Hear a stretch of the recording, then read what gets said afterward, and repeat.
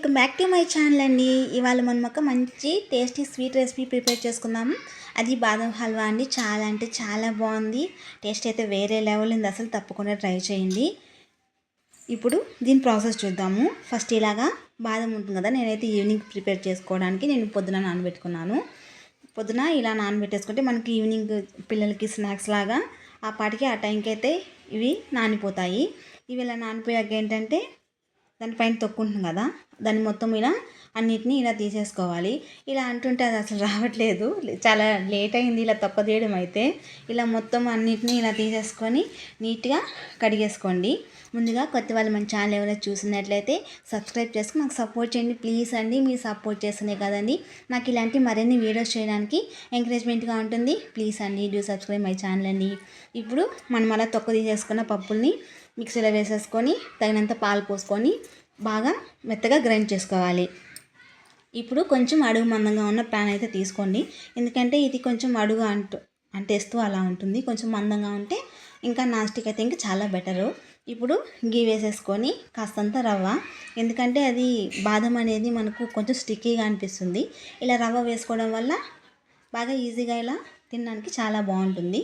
దీన్ని లో ఫ్లేమ్లో పెట్టేసుకొని గోల్డెన్ బ్రౌన్ కలర్ వచ్చేంత వరకు దీన్ని బాగా ఫ్రై చేసుకోండి. నిజంగా టేస్ట్ అయితే చాలా బాగుంది. ఇందులో ఎక్కడో ఒకసారి రెస్టారెంట్లో తిన్నాను, ఇంట్లో ఒకసారి ట్రై చేద్దామని చెప్పేసి చేసా కానీ చాలా బాగా వచ్చింది. అసలు తప్పకుండా ట్రై చేయండి. ఇలా ఫ్రై అయిపోయాక మనం ముందుగా గ్రైండ్ చేసుకున్నాం కదా పాలు పోసి ఆ బాదం పేస్ట్ని దీన్ని వేసేసి మొత్తం అంతా కలిసేలాగా లో ఫ్లేమ్లోనే బాగా కలుపుకోవాలి. ఇది కొంచెం ఇలా డ్రై అయిపోతుంది. కొంచెం కొంచెం పాలు పోసుకుంటూ ఇలా బాగా కలుపుకోవాలి. చూసారా, మొత్తం అలా రవ్వ ఇది బాదం అది మిక్స్ చేయగానే కొంచెం గట్టిగా అయిపోయింది. అందుకే కొంచెం కొంచెం పాలు పోసుకొని, లేకపోతే మొత్తం ఒకసారి కూడా పోసేసుకొని నిదానంగా అడుగు అంటకుండా కలుపుకుంటూ ఉండాలి. జాగ్రత్తగా అండి, కొంచెం ఏమరపాటుతో ఉన్నా కూడా అడుగు అంటేస్తూ అలా అయిపోతుంది. జాగ్రత్తగా లో ఫ్లేమ్లో పెట్టేసుకొని మొత్తం అలా ఓపిక్గా కలుపుతూ చేసుకుంటే చాలా అంటే చాలా పర్ఫెక్ట్గా వస్తుంది. చాలా టేస్టీగా కూడా ఉంటుంది.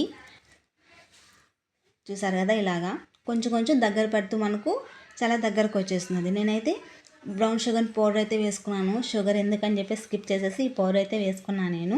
మీ టేస్ట్కి తగ్గట్టు స్వీట్ అడ్జస్ట్ చేసుకొని వేసేసుకోండి.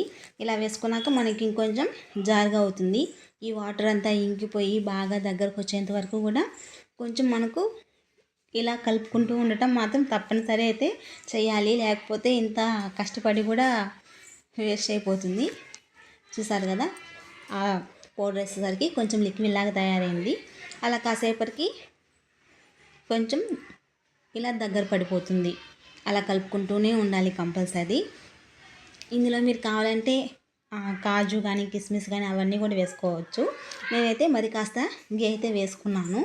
ఇలా మామూలుగా తినేటప్పుడు కొంచెం ఆ నెయ్యి ఫ్లేవర్ తెలిసి బాగా ఇలా స్మూత్గా ఉంటుందని చెప్పేసి ఇంకొంచెం నెయ్యి అయితే యాడ్ చేసుకున్నాను. మీకు ఇంకా ఎక్కువ కావాలన్నా కూడా ఎక్కువైనా వేసుకోండి. ఫైనల్గా చాలా వరకు దగ్గర పడిపోయింది.